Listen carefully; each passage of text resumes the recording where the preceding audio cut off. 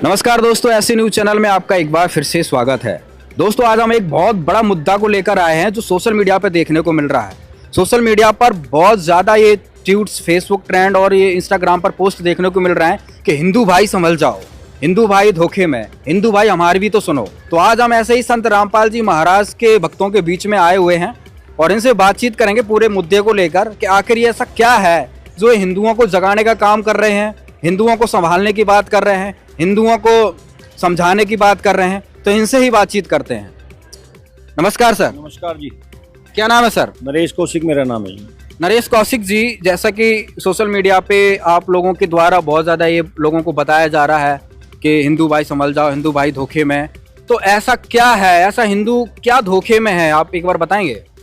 ऐसा है जी, हिंदू धोखे में इसलिए हैं कि हिंदुओं ने अपने शास्त्रों को ही पढ़ने में, जो हिंदू के धर्मगुरु थे उन्होंने सारा बेड़ा गर्क कर रखा है।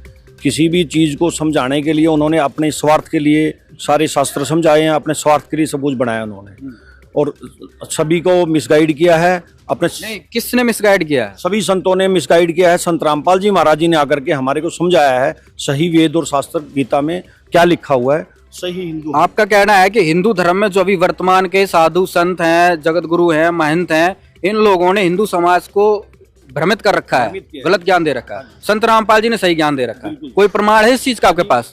क्या है? गीता में प्रमाण है। गीता में अनुत्तम एक शब्द आता है, उसका मतलब अति उत्तम किया हुआ इन्होंने। सभी धर्म गुरुओं से हमारे गुरुजी ने पूछा भी इसका मतलब बताओ, आपने अनुत्तम का मतलब अति उत्तम क्यों किया? सभी निरुत्तर हो गए। चलो मान लिया संत रामपाल जी ने बताया कि अति उत्तम का मतलब घटिया होता है, उसका अनुत्तम का मतलब, और हिंदू कह रहे हैं कि अति उत्तम होता है। मान लो उन्होंने मान लिया, वो नहीं पता, तो इससे हिंदू भाई धोखे में कैसे हो गए? हिंदू भाई ज्ञान उल्टा हो गया एकदम से। भगवान को अति उत्तम बता रहे हैं। भगवान की जो भक्ति है उसको अनुत्तम है ये। उसके ऊपर कोई भगवान है जिसकी पूजा करनी चाहिए। इन भगवानों की पूजा नहीं करनी चाहिए, इनकी विधि ठीक नहीं है पूजा करने की। हिंदू कैसे धोखे में हो गए? अगर गीता का मान लो ज्ञान नहीं है उनको, हिंदुओं को मतलब गीता का ज्ञान नहीं है, तो इससे धोखे में कैसे हो गए? नमस्कार सर जी, मेरा नाम जरनैल दास है, मैं नकोदर से हूँ और मैं पूर्ण संत रामपाल जी का शिष्य हूँ। इससे पहले शिष्य बनने से पहले मैं भी धोखे में था। मैं भी एक हिंदू हूँ। हमारे धर्म गुरुओं ने हमें शास्त्र के विपरीत पूजा करने को मजबूर किया हुआ था। हमें ज्ञान नहीं था, जो कि ज्ञान हमें पूर्ण संत रामपाल जी ने दे दिया है। क्योंकि गीता में स्पष्ट लिखा है कि शास्त्र विधि को त्याग करके जो मनमाना आचरण करते हैं उनको ना कोई सुख है, ना उसकी कोई गति है और ना उनको पूर्ण मोक्ष प्राप्त होगा। ये सभी सारा ज्ञान हमारे को संत रामपाल जी ने दिया है। इसलिए मैं हिंदू होने के नाते मैं हिंदुओं से निवेदन करता हूँ कि जैसे मैं धोखे में हूँ, आप भी भाइयों सुनो, मेरी सुनो, आप भी धोखे में हो। पूर्ण संत रामपाल जी द्वारा अनुवादित गीता तेरा ज्ञान अमृत, उसको पढ़िए, उससे जानिए और आप धोखे से बचें और अपने पूर्ण भक्ति करके मोक्ष प्राप्त करो। पहले आप कौन सी भक्ति करते थे, मतलब क्या धोखे में थे? पहले तो मैं, जैसे मेरे माता पिता कर रहे थे, पिता पुरख की करते थे, है ना, वैसे लोक लाज के अनुसार मैं भक्ति किया करता था। कौन से भगवान को मानते थे आप? मैं वैसे देवी को मानता था, हनुमान को मानता था, शिव जी को मानता था। इससे कोई लाभ नहीं होता था। पर बताओ, ये कह रहे हैं कि भाई मैं पहले देवी को मानता था, हनुमान को मानता था, आज पूरा हिंदू समाज ये मानता है, ठीक है बात है, तो इस अगर मान ही रहे हैं तो वो हिंदू धोखे में कैसे हो गए? वो तो सारी दुनिया मान रही है इनको। तो धोखे में ऐसे हैं, जैसे अभी जो धर्मगुरु हमारे ये आचार्य जो भी देवकी नंदन जी हैं और ये अनिरुद्धाचार्य जी हैं, अभी आप सोचिए, अब ये सब कहते हैं श्राद्ध मनाओ। गीता जी में श्राद्ध कर लिखा हुआ है 9 अध्याय 25 श्लोक में कि अर्जुन जो मतलब जो श्राद्ध करेंगे वो पितर के पास चले जाएंगे। तो ये हमें पितर बना रहे हैं कि हमें भगवान के पास भेज रहे हैं? आप बताओ। अब गीता जी 16वें 6वें अध्याय में मना किया मतलब व्रत नहीं करना है। एकादशी के सबसे पहले व्रत बताते हैं, उसमें कहा निराहार रहते हैं, एकादशी में बिल्कुल नहीं खाना है। तो गीता जी में मना कर रखा है कि भाई जो ये योग भक्ति हम करते हैं, ये तो बिल्कुल ना खाने का नहीं सफल होता, जो ज़्यादा खा लेते उनका भी सफल नहीं होता। ना खाना मतलब व्रत रखना, एकादशी व्रत में बिल्कुल नहीं खाते। ये बताइए, एकदम विपरीत कर रखे हैं। इसलिए तो हम धोखे में थे, आज तक हमको धोखे में रखे, ना शास्त्रों का सही ज्ञान बता रखा है। हमारे पूर्वजों को गलत भक्ति करा करके भूत बना दिया, इसलिए हम धोखे में थे। ठीक है ना।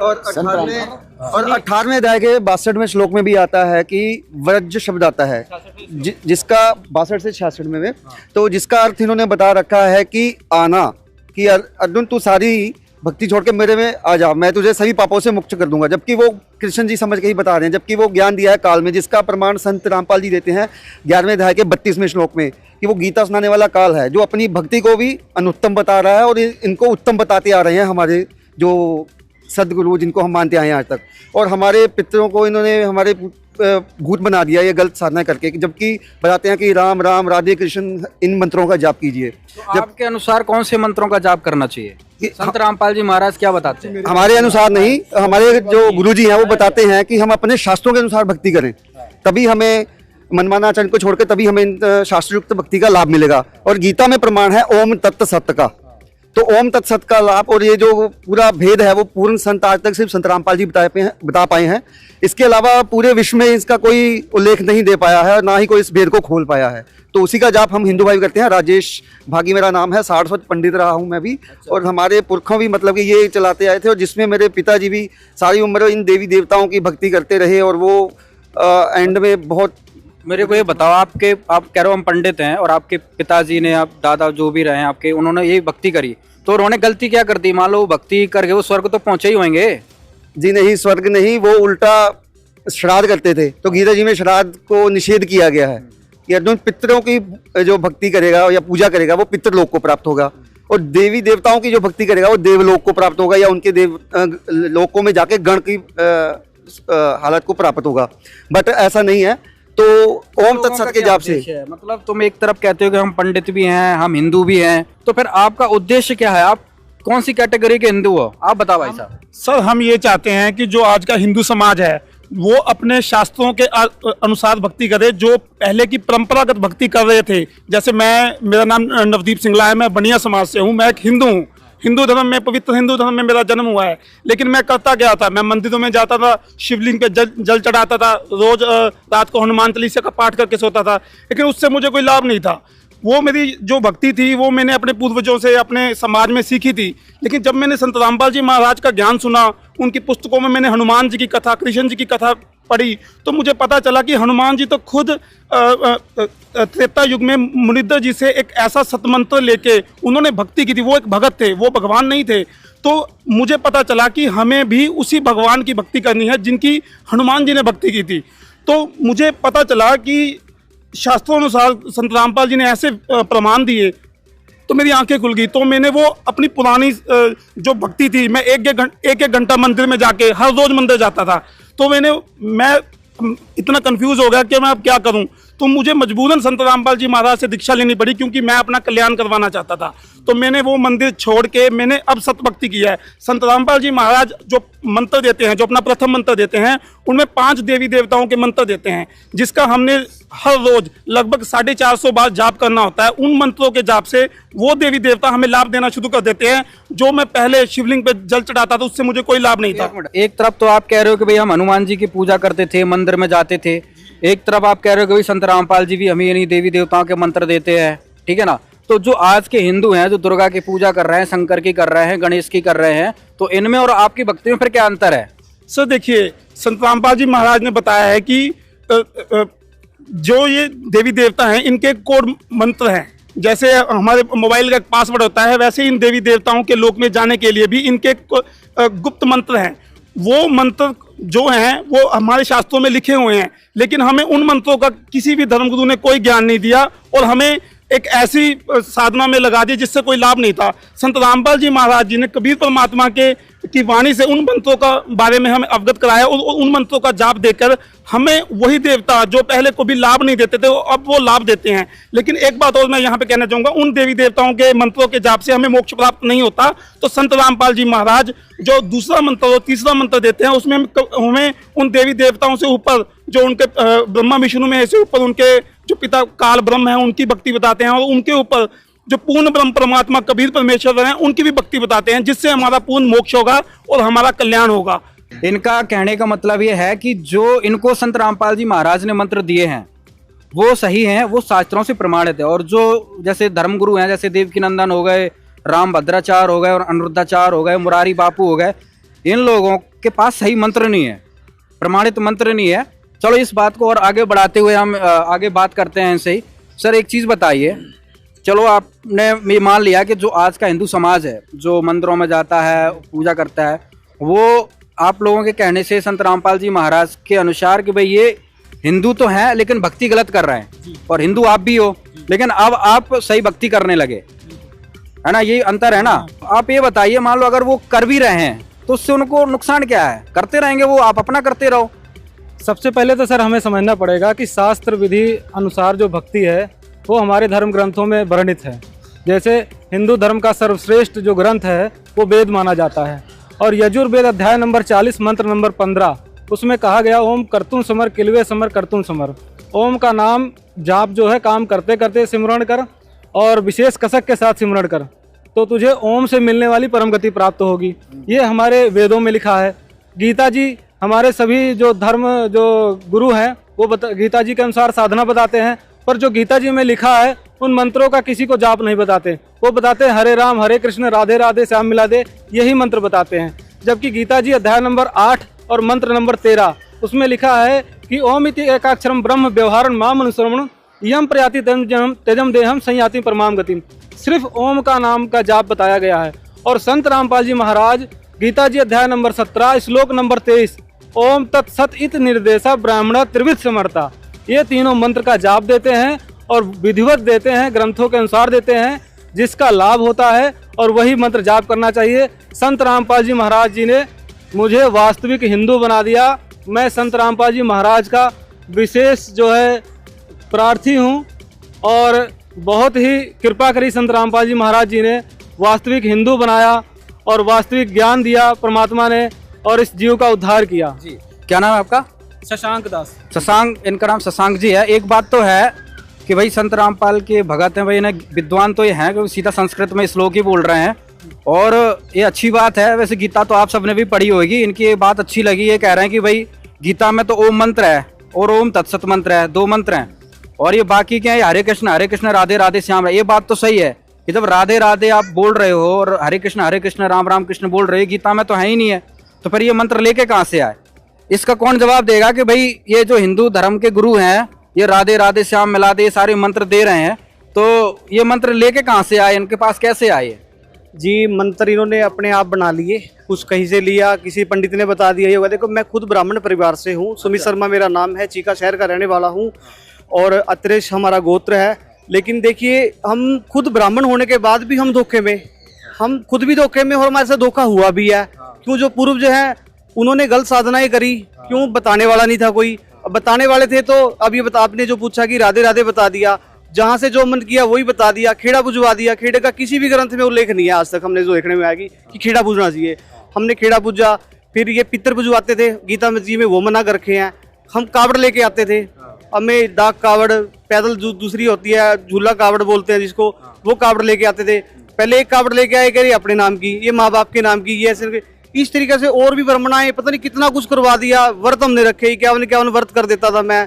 फिर ये 16 सोमवार का वृद्धापन करते थे, मंगलवार के व्रत मैंने किए, मतलब सारा कुछ किया जो है ही नहीं उसमें। लेकिन जब संत रामपाल जी का ज्ञान समझा तो जो परिवार वालों ने विरोध बहुत किया कि भी ये तो जाट जाति के हैं और आप ब्राह्मण। तो कबीर साहब की वाणी से पता लगा कि जो साधु होता है, संत होता है असली, उसकी तो कोई जाति नहीं होती। और वो आज उन्होंने सारा कुछ बताया तो आज पता लगा कि इस करने के काम तो ये था, और ये करवा दिया। और वो हमारे पुरुष भी जो गलत दिशा में गए और आज हम जा रहे हैं सही दिशा में, तो आज समाज विरोध में खड़ा हुआ है। आज जो आप कह रहे हो कि भाई हिंदू भाई धोखे में है, हिंदू भाई संभल जाओ, सबसे बड़ा हिंदू भाइयों का सबसे बड़ा प्रश्न ये है कि भाई इतने बड़े बड़े धर्मगुरु हैं, देवकीनंदन है, एक धीरेन्द्र शास्त्री है, एक अनुरुद्धाचार्य है, इनके भाई करोड़ों फॉलोवर्स हैं, करोड़ों लोग हैं इनकी कथाओं में जाते हैं, तो ये ज्ञान इनको नहीं है। तो संत रामपाल जी को ये ज्ञान कहाँ से हो गया? देखिए संत रामपाल जी को ये ज्ञान अपने गुरु श्री राम देवानंद जी से हुआ है, और वो जो ज्ञान है सारा कबीर साहब ने दिया। और कबीर साहब के आगे मतलब उन्हीं के अवतार ही माने जाते हैं गरीबदास जी, उनके ग्रंथ में ये सारा निचोड़ है। आप वो इतना ज्ञान है, वो तो ग्रंथों में भी नहीं, हिंदू धर्म के ग्रंथों में भी नहीं है उतना ज्ञान जितना उन गरीबदास जी की वाणी के अंदर जो ज्ञान है। तो वही ज्ञान उन्होंने आगे प्रसारित किया है और उसको बड़े खोल के इनसे मिलान भी करवाया है कि इन ग्रंथों में सच्चाई है, लेकिन पूरा भेद नहीं है। जो पूरा भेद है वो सूक्ष्म भेद है, यानी जो गरीबदास जी की वाणी है उसमें पूरा भेद है। आप पढ़िए उस वाणी को। मुझे ये बताओ, जो ये हिंदू हैं तो भाई ये अपनी अपनी पूजाएं कर रहे हैं, मंदिर में जा रहे हैं, किसी को कोई भी मानते हो, तो वो ये चीज क्यों माने कि भाई संत गरीबदास जी महाराज को हमें मानना चाहिए? देखिए, हिंदू धर्म के जो है वो अभी मनमानी पूजा कर रहे हैं। हमारे ग्रंथ हैं, जैसे गीता जी है, गीता जी में बताएगी तत्वदर्शी संत जो भक्ति बताएगा उसके अनुसार भक्ति करनी है। जब तत्वदर्शी संत की मान लो, गीता जी की मान लो, अब गीता जी के अनुसार तत्वदर्शी कौन है? जो सारे वेद बता दे। वो सारे वेद संत रामपाल जी दिए, या इससे पहले आप बता दो कि किसी संत ने कितने वेद दे दिए तो बता दो, हम उसकी बात मान लेंगे उसके बाद। लेकिन यहाँ पे तो सोशल मीडिया पे जवाब नहीं, किसी और तरीके से कहीं भी जवाब नहीं है। और हमारी तो आत्मा ठुक गई जी, दिल ठोक के कहते हैं संत रामपाल जी जैसा संत है ही नहीं जी धरती पे कोई। तो फिर अब आप हिंदू नहीं हो? हिंदू है, और संत रामपाल जी भी हिंदू है, और लेकिन ज्ञान तो सारे धर्मों का बता रहे हैं ना। ये हिंदू सिर्फ अपने धर्मों का अपने ग्रंथों का ज्ञान नहीं है, तो बाकी काम बताएंगे? संत राम जी सारे खोल के बता दिए भाई। तो इन भाई साहब, क्या नाम है आपका? मेरा नाम सुमित शर्मा है जी। सुमित? हाँ जी। ये सुमित जी का कहना है कि भाई वाकई हिंदू भाई धोखे में है, क्योंकि इन्हें अपने ग्रंथों का ही ज्ञान नहीं है। हाँ जी भाई साहब। जी नमस्कार जी, मेरा नाम गौरव शर्मा है, मैं फाजिलका से आऊँ। हाँ। देखो जी, आज आप विभिन्न चैनलों के ऊपर धर्म गुरुओं को देख रहे हो। किसी भी धर्म गुरु ने आपको वेद खोल के दिखाया, गीता खोल के दिखाई, या कोई पुराण खोल के दिखाया हो? जितने भी आपने शंकराचार्य देखे, जितने भी आपने हिंदू धर्म के अभी के आपने कथावाचक सुन लिए, ये कथावाचक हैं, ये धर्म गुरु नहीं है। सबसे पहली बात स्पष्ट है, ये धर्म गुरु नहीं है, कथावाचक है। इनका व्यापार है, कथा करते हैं, पैसे लेते हैं, और ये अपना वेद और ग्रंथ कभी नहीं दिखाते। सबसे बड़ी हिंदुओं के साथ धोखा भी, उनको वेद पढ़ाए दिखाए गए लेकिन खोल के नहीं दिखाए, सिर्फ लाल कपड़े के अंदर बांध के रख दिए गए, आओ इसको मत्था टेको और इसके ऊपर पैसे रख के चले जाओ। जबकि संत रामपाल जी महाराज ने इन सभी वेदों को खोल कर और इसके अंदर जो मूल ज्ञान है, जो तत्व ज्ञान है, वो समझाया। जबकि जितने भी ये संत रामपाल जी महाराज ने इनको यही बताया है भी, जो मैं ज्ञान बता रहा हूं वो वेदों के अंदर है, मुझे गलत साबित करो। आप ये देखिए, जो संत इतने नेशनल लेवल के चैनलों के ऊपर ये कष्ट कह रहे हैं भी, इसको गलत साबित करके दिखाओ। संत रामपाल जी महाराज जी ने गीता दिखा दी, वेद दिखा दिए, सब कुछ दिखा दिया, लेकिन किसी धर्म गुरु ने आज तक वो दिखाए। इसीलिए ये सिद्ध होता है भी संत रामपाल जी महाराज जो परोपकार का काम कर रहे हैं, वो हिंदू धर्म को जगाने का काम कर रहे हैं। ये तो सब अपने अपने मतलब की दुकानदारी चला रहे हैं। इनको ये पता है भी हमारे फॉलोवर्स बढ़ेंगे तो हमारी टीआरपी बढ़ेगी, और जैसे जैसे हमारी टीआरपी बढ़ेगी वैसे वैसे हमारे को इनकम ज्यादा हो जाएगी। तो आज जितने भी धर्मगुरु, आप जितने भी अनुरुद्धाचार्य जी की बात कर लो, इनका खुद के अंदर गीता के अंदर जो इनका हाथ इतना टाइट है, अगर इनको ये गीता में से सिर्फ राधा शब्द ही ढूंढते हैं और कुछ नहीं मिलता इनको। गीता में ढूंढेंगे तो क्या राधा, इन्होंने इनके ही एक डिबेट देखी आपने कभी, इन्होंने आधावंत को राधावंत कर दिया। ये खुद ही ऐसे मतलब कि जो वेदों के अंदर और गीता के अंदर जो शुद्ध वाणी है उसको गलत सिद्ध करते हैं, ये खुद ही खराब कर रहे हैं। और इनको अगर ज्ञान होता तो ये गीता का जवाब देते। और संत रामपाल जी महाराज बोल रहे हैं भी, लिखा इसमें तुम्हारी अपनी गीता में लिखा है, शुद्ध हिंदी में लिखा हुआ है। आज कोई समाज अनपढ़ नहीं है, सभी शिक्षित है, सभी लोग ये सब, ये ज्यादा दिन नहीं चलेंगे, इनकी थोड़ी देर में दुकानें बंद होने वाली है। जितने भी धर्मगुरु हैं इनकी दुकानें बंद होने वाली है, इनको जगह नहीं मिलेगी कोई भी। और संत रामपाल जी महाराज ने यहाँ तक कह दिया, आप जितने भी धर्मगुरु हैं सब राजनीति में आ रहे हैं और सब राजनीति में चले जाएंगे ये, क्योंकि इनके पास इनकी रोजी रोटी छीनने वाली है। अब समय आने वाला ऐसा, जनता जाग रही है, इसलिए जनता जाग रही है और लोग समझदार रहे हैं, हिंदू जाग रहे हैं। हिंदू जाग रहा है। अब हम सनातनी अब बने हैं, पहले तो हम साधारण हिंदू थे, जैसी परंपरागत साधना कर रहे थे। अब हम कट्टर हिंदू और सनातनी बन गए हैं संत रामपाल जी महाराज की दया से। अब इन लोगों से ऐसे ऐसे क्वेश्चन पूछ रहे हैं हिंदू भाई जा जाके इनके सत्संगों में या इनके जो कथावाचकों से, इनका जवाब तक नहीं आता। जैसे ये बोलते हैं कि ये जो राधे राधे हरे राम ये वेदोक्त मंत्र है, ये बता दे किस वेद में कहाँ पे लिखा हुआ है राधे राधे मंत्र, कहाँ पे लिखा हुआ है, इनको कुछ नहीं पता है। बस ये क्या कहते हैं, अभी इनका एक स्टेटमेंट मैंने पढ़ा, वीडियो देखा इनका, उन्होंने क्या कहा था अनुरुद्धाचार्य जी ने कि भाई गाय को वो गेहूं खिलाओ, गेहूं से जो गोबर निकले उसका जो है धो के उसका आटा बना के भगवान को भोग लगा के खुद खाओ, बच्चा होगा। बताओ कौन कहता है ऐसे हो जाएगा, बता दो। इनको घर का राज बना रखा है इन लोगों ने, जो मर्जी कुछ भी आए मुंह में कह दो। ना तो कोई इनका शास्त्र को ये प्रमाण है। बदनाम करने में लगे हुए हैं। इतना पवित्र धर्म है, इसमें इतना अंधविश्वास और पाखंड इन्होंने मिक्स कर दिया है, भर दिया है, जिससे आम हिंदू आज क्या है, वो कहता है मैं इंसान बनूंगा, मुझे कोई इसका जिम्मेदार कौन है? आपने सही सवाल उठाया। एक मिनट आ रहा हूँ आपका। ये जो आपने बताया कि भाई हिंदू धर्म में अंधविश्वास पाखंडवाद फैला दिया है, तो इसके जिम्मेदार कौन है? ये जो हिंदू की जनता है, हिंदू भाई हैं जो, ये जिम्मेदार हैं या फिर जो धर्मगुरु जिम्मेदार हैं या फिर क्या है? हाँ सर देखिए, इसके सबसे बड़ा जिम्मेदार जो हमारा धर्मगुरु है, इसकी एक और वजह है, जो हमारे पूर्वज थे वो कम पढ़े लिखे थे, उन्हें संस्कृत का ज्ञान नहीं था, तो उन हमारे जो पंडितों ने या हमने जो धर्मगुरु थे, हमारे पूर्वज इनकी मानते गए, जैसे ये बोलते गए वैसे चलते गए, उन्होंने कभी अपना धर्म ग्रंथ खोल के नहीं देखा। लेकिन आज कबीर परमेश्वर की दया से हम सब पढ़े लिखे हैं और ग्रंथों का अनुवाद हो चुका है और हमारे पास शब्दकोश भी हैं। संत रामपाल जी महाराज जी ने शब्दकोश से बता दिया कि शब्दकोश में ब्रज का अर्थ जाना होता है। लेकिन ये सभी 15-20 जो बड़े बड़े संत हैं, आसाराम जी है, अपने और भी संत हैं, सुधांशु जी हैं, सबने अपनी गीता में अनुवाद में सबने कॉपी पेस्ट करके ब्रज शब्द का अर्थ आना कर दिया। और संत रामपाल जी कह रहे हैं कि देखो शब्दकोश में जाना है, इन्होंने आना कर दिया।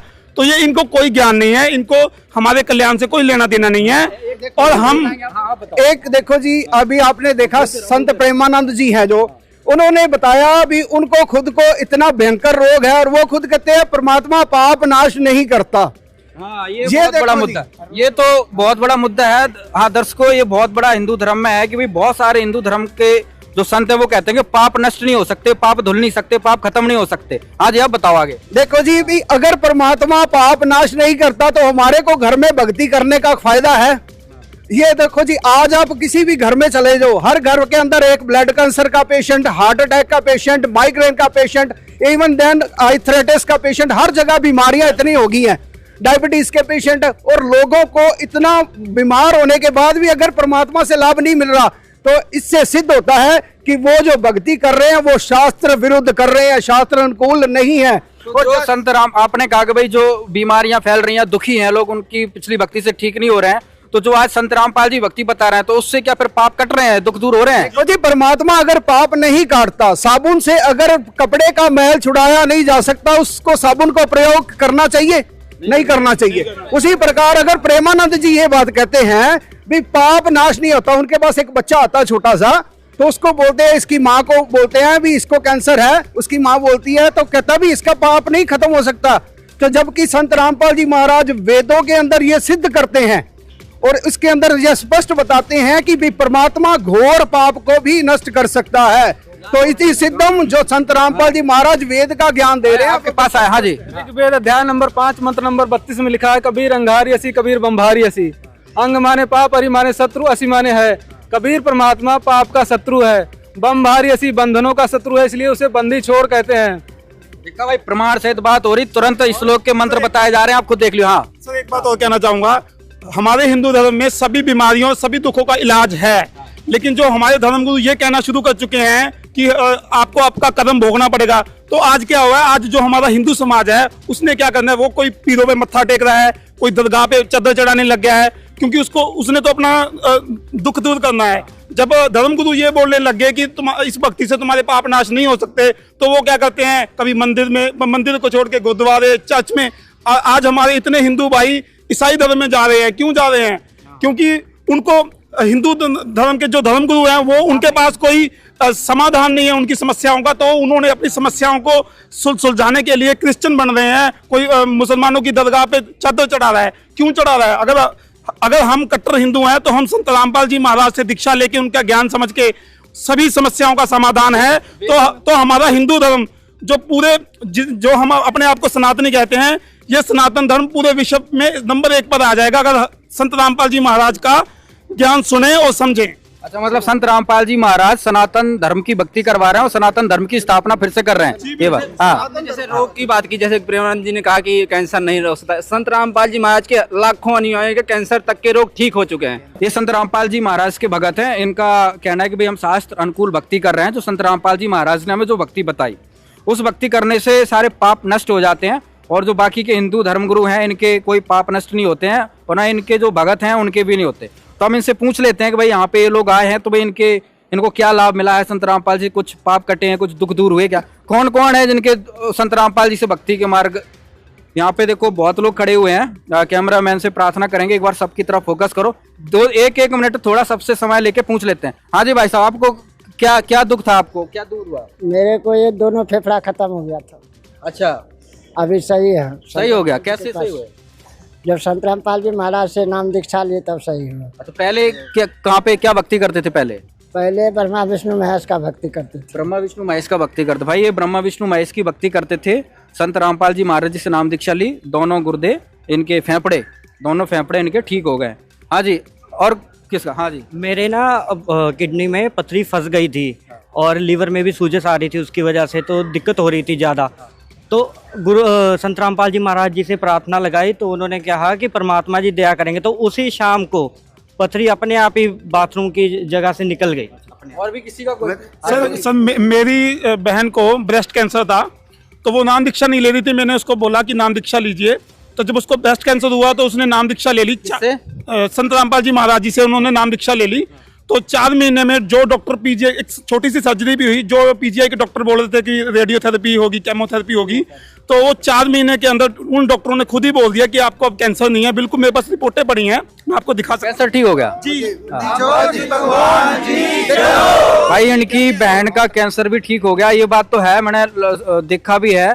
संत रामपाल जी महाराज के भगत कहते हैं कि भाई उनके लाखों लोगों को कैंसर हर दुख दूर हुआ है। और आपका बताओ? मेरे भी पथरी हुई थी और वो भी सही मंत्र जाप से वो भी दूर हुई, और मेरी गुड़िया के भी माता हो गई थी, छोटी गुड़िया थी, तो हमने प्रार्थना लगवाई उसकी देर से, और उसका जवाब आता होता अगले दिन 12 बजे से पहले। मतलब रातों रात ही वो जो माता हुई थी, दाने निकले थे शरीर पे, वो सब गायब हो गए थे। देखो जी, ये एक माता वाली बात और समय मेडिकल साइंस के अंदर माता शब्द जो है, किसी माता कभी किसी के अंदर दाने के रूप में नहीं निकलेगी, क्योंकि इसको चिकन पॉक्स कहते हैं मेडिकल लैंग्वेज के अंदर। तो ये लोगों को ये भी भ्रम में डाला गया है भी माता निकलती है किसी के, और उसके बाद उसका क्या करते हैं, इसका सोन करवाओ, इसका ये करो वो करो, जबकि मेडिकल साइंस ये कहती है इसके अंदर कोई माता नहीं, इसको चिकन पॉक्स निकले, इसको एज अ मेडिसिन ठीक किया जा सकता है।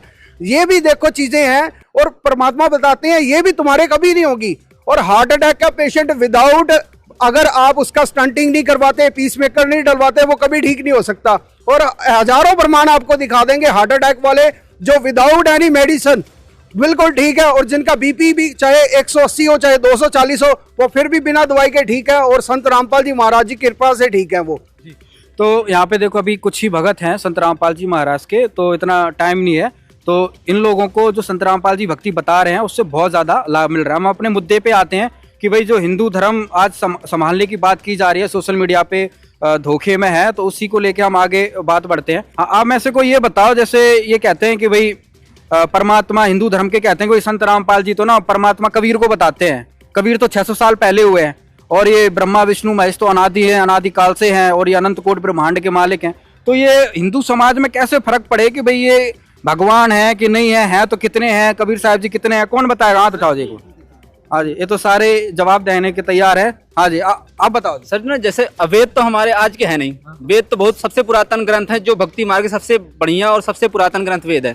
वेदों में प्रमाण है, आप देख लो, वेद में लिखा हुआ परमात्मा जब यहाँ पे लीला करने आता है तो शिशु रूप धारण करके सशरीर प्रकट होता है, बच्चा रूप बना के। वेदों से आ गए। हाँ, एक आचार्य प्रशांत हैं, आचार्य प्रशांत एक धर्मगुरु हैं, तो उन्होंने कहा है कि भाई एक पंथ है, पंथ निकल रहा है, उन्होंने कबीर को ये बता दी कि कबीर का नाम वेदों में है, तो वो बोल रहे हैं कबीर का नाम वेदों में थोड़ी हो जाएगा, वो तो कबीर का कोई और ही मतलब है। तो इस चीज का आप कैसे खंडन करेंगे? कैसे? कबीर साहब मेरा रिश्ता क्या है तो आप भली भांति जानते हैं, और उस रिश्ते के कारण ही उनके नाम को लेकर के खिलवाड़ हो, ये बात मुझे भाएगी तो है नहीं। अब उनके नाम को लेके खिलवाड़ एक इस तरीके से भी हो सकता है कि जो बात उन्होंने कही भी नहीं, वो बात भी उनके ऊपर थोपी जाए, आरोपित की जाए। तो वो क्या बताते हैं, वो कहते हैं कि देखो वेदों में भी कबीर साहब का उल्लेख है।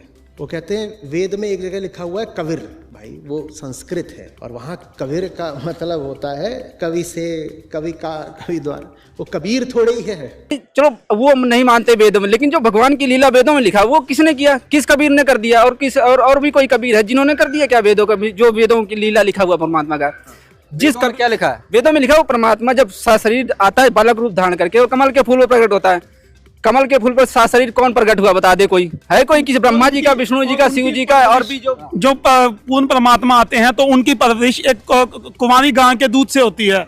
तो वेदों में लिखा है जो अधन्य, बल्कि जो गाय किसी बैल के द्वारा टच ना की गई हो, उनसे जो बालक रूप में परमात्मा आते हैं उनकी परवरिश उस गाय के दूध से होती है। तो इससे भी सिद्ध होता है। कबीर साहब की आप पूरा जीवन परिचय देखोगे तो उसमें भी आपको प्रमाण मिलेंगे कि कबीर साहब भी, कबीर जी की वाणी में भी मतलब कि इसका जवाब है कि चारों युगों में परमात्मा आते हैं। और उनकी एक वाणी है जिसमें उनका लेख है, सतयुग में ससुकृत कह मेरा, त्रेता नाम मुनिंदर मेरा, द्वापर में करुणा में कहाया, कलयुग नाम कबीर धराया। तो चारों युगों में परमात्मा आते हैं, भोली आत्माओं को मिलते हैं ज्ञान। ब्रह्मा विष्णु महेश फिर क्या है? अगर मान लो कबीर जी भगवान है, फिर ब्रह्मा विष्णु महेश दुर्गा शंकर ये सारे मानते हैं, फिर क्या है? ब्रह्मा विष्णु महेश दुर्गा जी, यहाँ पे जैसे ये हमारा लोक है, ये ब्रह्मांड, एक ब्रह्मांड में ये अधिपत्य है। यहाँ पे जैसे ब्रह्मा जी, विष्णु जी, शिव जी सतोगुण प्रधान है, सतोगुण प्रधान विष्णु जी हैं, तमोगुण प्रधान है शंकर जी, और रजोगुण प्रधान है ब्रह्मा जी। अब जैसे ये मंत्रिमंडल होता है हमारा, जैसे अभी ये जैसे एक राज्य को चलाने के मंत्रिमंडल, उसमें सारे मंत्रिमंडल अलग अलग होते हैं, लेकिन जो मुख्यमंत्री और प्रधानमंत्री होता है वो मेन पावर का होता है। तो ऐसे ये देवी देवता समझ लो मंत्रिमंडल के एक मंत्री हैं, और पूर्ण परमात्मा जो सबका राष्ट्रपति प्रधानमंत्री है वो तो कबीर साहब हैं, और उनका पिता जो ब्रह्म है, जिसने गीता जी का ज्ञान दिया, जिसने गीता जी में कहा मैं काल हूँ, वो समझ लो मुख्यमंत्री स्तर का रोल है उसका, एक ब्रह्मांड 21 ब्रह्मांड में, उसका 21 ब्रह्मांड का क्षेत्र है उसका। और जैसे अब जैसे ये अब परमात्मा अब और भी जैसे वेदों में लिखा हुआ है, परमात्मा वेदों में लिखा हुआ है परमात्मा जब यहाँ पे आता है तो प्रसिद्ध कवियों की भी उपाधि प्राप्त करता है, वो अपने ज्ञान को लोकोक्तियों दोहों के माध्यम से बताता है। गीता जी अध्याय नंबर 8 के मंत्र नंबर 8, 9, 10 इसमें भी कबीर साहब का प्रमाण है। और सभी जिन संतों ने परमात्मा की प्राप्ति की, सभी ने अपने वाणियों में भी लिखा कि कबीर साहब ही पूर्ण परमात्मा है। जैसे दादू जी ने भी लिखा कि दादू जिन मुझको निज नाम दियो सोए सतगुर हमार, दादू दूसरा कोई नहीं वो कबीर सिरजनहार। जिन संतों ने भी परमात्मा की, गरीबदास जी महाराज ने भी वाणी लिखी, तो सभी ने कबीर परमात्मा की तरफ इशारा किया है कि इन सभी को। ठीक है, तो यहाँ पे बहुत सारे सवाल जवाब हुए, इनसे बस एक लास्ट सवाल और करेंगे। मोस्टली देखा हुआ है हिंदू धर्म के जो भी, ये भी हिंदू धर्म से ही हैं सारे, हम भी हिंदू धर्म से ही हैं। मतलब एक प्रचलन है जो दूसरे पंथ के दूसरे संतों के भगत कहते हैं कि संत रामपाल जी महाराज ब्रह्मा विष्णु महेश को नहीं मानते हैं। तो इस बात पे एक बार इनसे बातचीत करते हैं। संत रामपाल जी महाराज, आप कहते हो कि हम हिंदू भी हैं, और आप तरफ कह रहे हो कि हम ब्रह्मा विष्णु महेश भी यहाँ पे ये प्रधान है, इनकी शक्तियाँ अपना अपना काम करते हैं। तो फिर आप ये कैसे फिर टाइप की आप भक्ति कर रहे हो कि भाई ब्रह्मा विष्णु महेश को एक तरफ क्या तो मानते भी हो, है भी नहीं, भगवान भी नहीं है, आप मानते भी उनको? देखो जी, ब्रह्मा विष्णु महेश भगवान नहीं है, ये कभी भी संत रामपाल जी महाराज ने नहीं कहा। उन्होंने बोला है भी ये भगवान है, लेकिन ये पूर्ण भगवान नहीं है, पूर्ण परमात्मा नहीं है। क्योंकि जब भी हम, अब देखो हिंदू धर्म के अंदर भी जब भी हम भक्ति करते हैं और जिन भी देवी देवताओं की पूजा करते हैं, लेकिन फिर भी कहते हैं भी वो परमात्मा तो कोई और है, लेकिन उसके बारे में जानकारी कोई नहीं देता। क्योंकि अभी के टाइम में हमारे को जो प्रचलित भगवान है, जिनकी हमने फोटो लगा रखी है घर पे ऊपर, मंदिरों के ऊपर, हमने सिर्फ उनको ही भगवान माना, लेकिन ये भगवान पाप नाशक नहीं है। क्योंकि ये भगवान खुद श्री ब्रह्मा जी, श्री विष्णु जी, श्री शंकर जी, इनके जितने भी अवतार हुए आज तक, ये सभी के सभी इस पृथ्वी लोक पर आए और अपना भोग भोग कर गए। इसका मतलब ये है भी इन भगवानों को भी भोग भोगना पड़ता अपना, तो ये पूर्ण परमात्मा नहीं हुए।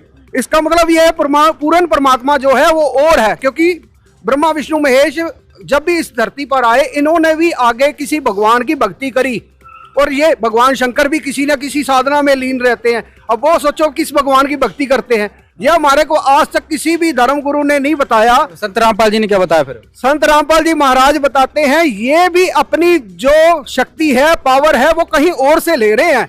ये खुद थर्मल प्लांट नहीं है। इनका मतलब ये भी इनके पीछे भी कोई पावर है, लेकिन उस पावर के बारे में जानकारी जो है वो आज तक हमारे को किसी ने नहीं दी। लेकिन संत रामपाल जी महाराज ने बताया भी ये भी वो पूर्ण परमात्मा से ही अपना पावर लेकर इस शासन को चला रहे हैं। क्योंकि ये ब्रह्मा विष्णु महेश, जैसे भगत जी ने पहले बताया भी ब्रह्मा विष्णु महेश ये 3 गुण है और ये 3 प्रधान है। जैसे 3 मंत्री होते हैं, विद्युत मंत्री हो गया, या खाद्य मंत्री हो गया, या और मंत्री हो गया, इसी प्रकार पूर्ण परमात्मा जो है वो कोई और है। संत रामपाल जी महाराज अपने सत्संग में एक वाणी बोलते हैं, तीनों देवा दिल बसे, ब्रह्मा विष्णु महेश, प्रथम इनकी वंदना फिर सुन सतगुरु उपदेश। तो संत रामपाल जी कहते हैं कि पहले ये जो 3 अपने मंत्र ब्रह्मा विष्णु महेश है, ब्रह्मा जी सृष्टि उत्पत्ति का, सृष्टि को रचने वाले नहीं हैं, सृष्टि रचने वाले पूर्ण परमात्मा कबीर साहिब हैं। ब्रह्मा जी का काम तो सिर्फ जीव उत्पत्ति का है, तो विष्णु जी का पालन पोषण का है और शंकर जी का उनको मारने का, संहार करने का है। तो इन जो 3 मेन देवता हैं, तो संत रामपाल जी इनकी भक्ति हमें मंत्र देते हैं, जिन मंत्रों से ये अपना जो अपने सतर का लाभ है वो हमें दे सकते हैं। उसके बाद हम इनसे नो ड्यू सर्टिफिकेट लेके इनकी भक्ति इनको देकर हम आगे की भक्ति करेंगे, जो इनसे ऊपर भी देवता हैं। तो फिर हम लास्ट में हम कबीर साहिब की भक्ति करेंगे, तो हमारा पूर्ण मोक्ष होगा। दोस्तों, हमारे इस प्रोग्राम में बस इतना ही, और आपने बहुत सारे सवालों के जवाब जाने होंगे, देखे होंगे, और जो ये बता रहे हैं कि भाई जो हिंदू धर्म में हम संभालने की बात क्यों कर रहे हैं, हिंदू धर्म क्यों धोखे में, तो बहुत सारे सवालों के जवाब आपको मिलेंगे। और एक स्पष्ट भी निर्णय लिया होगा या आपको लेना होगा कि आज वाकई में जो इन्होंने बताया ये वाकई सही है, वेदों गीता में सही बात है। जो मंत्र है ही नहीं है शास्त्रों को, ये क्यों दे रहे हैं? जो भक्ति है ही नहीं हमारे शास्त्रों में, ये धर्मगुरु क्यों दे रहे हैं? तो इन सभी चीज़ों पे आपने विचार करना है, विमर्श करना है, देखना है। आज की हमारी इस वीडियो में बस इतना ही। धन्यवाद।